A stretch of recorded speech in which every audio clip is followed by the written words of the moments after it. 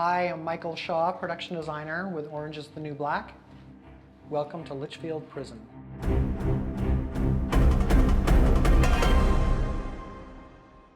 So here we are in the cafeteria.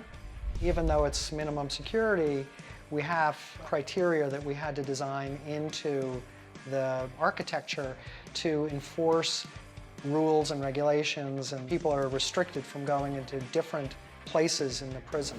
And it also helps to convey a sense that you're always penned in. When prisoners are eating here, they can't go in here. And when they're in here, they can't go into the cafeteria. We designed large windows to let light in, give you a sense that you can't get to the outside. Even though you see it, it's always not within your grasp. We actually have translights that we took at a prison. So outside each window is an actual exterior prison. A lot of layers of bars on the windows and things like that. So here we are in the kitchen. This is Red's domain. It's an industrial kitchen. We wanted it to feel a little bit grungy, a little bit inefficient. This is Betty. Betty was replaced.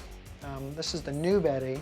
And in one episode, it breaks down and all the food gets spoiled and they turn all the food into a big feast. Thanksgiving's coming twice this year, ladies. Spread the word. Something you won't find in most kitchens is your knives all locked away. Everything is behind a lock or a cage. The food pantry is all locked off. There's layers of cages and wires and everything to keep you under control.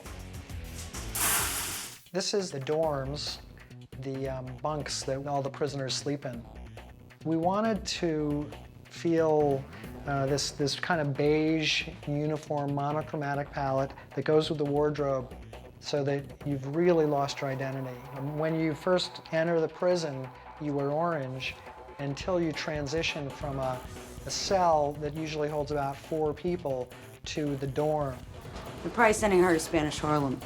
They're gonna put you in the suburbs with the other white people. We've turned this one dorm into 3 different dorms: the suburbs, the ghetto, and the Spanish Harlem.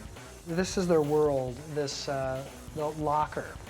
Pretty much you're regulated to keeping your belongings in or on top of the locker. Most real prisons, you wouldn't get to decorate as much, you wouldn't get to keep as much out here, but we've taken liberties because it was your only opportunity to see the character. There's a sense of freedom you have when it's open like this, but everything is impersonal and kind of dehumanizing. This is the prison communal bathroom. It's pretty disgusting, and we wanted it to be as gross as you can imagine.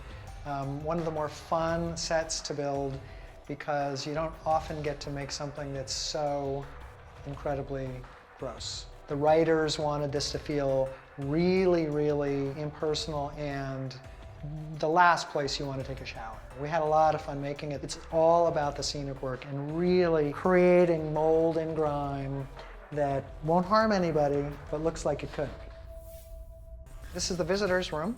This is where the civilians meet with the inmates. And we wanted to create an environment that felt a little cheerier than the rest of the prison.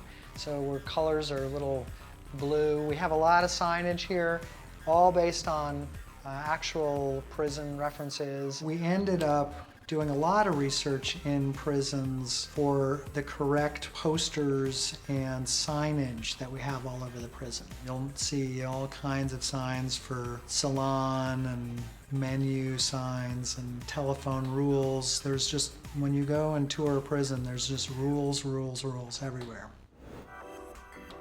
That concludes our tour of Litchfield Prison. Thanks for coming, and you can see more of Litchfield Prison and Orange is the New Black exclusively on Netflix.